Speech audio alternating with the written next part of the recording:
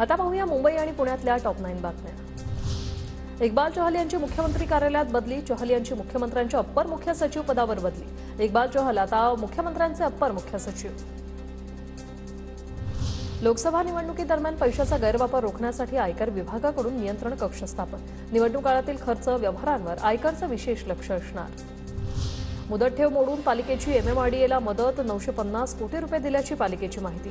पालिकेकडून गेल्या 5 ते 6 वर्षात बेस्ट उपक्रमाला 8,500 कोटींचं अनुदान।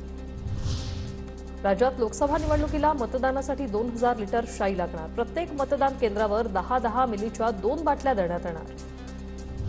होळी आणि रंगपंचमी दरम्यान लोकल बसवर फुगे मारल्यास गुन्हा दाखल होणार। प्रवाशांना मोठी दुखापत होण्याची शक्यता असल्याने निर्णय। पायकाळ्याच्या ग्लोरिया ब्रिज अवघड जड वाहनांसाठी आता 3 महिने बंद राहणार। ग्लोरिया ब्रिज दुरुस्तीचं काम आजपासून सुरू। 9 फुटापेक्षा जास्त उंची असलेल्या वाहनांना वाहतुकीस बंदी।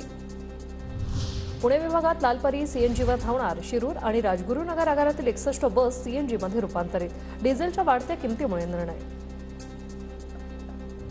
पुण्याच्या किल्ले शिवनेरीवर वनविभागाचा प्लास्टिक बंदीचा निर्णय। प्लास्टिक आढळून आल्यास किंवा इतरत्र प्लास्टिक टाकल्यास वनविभागाच्या वतीने दंडात्मक कारवाई केली जाणार।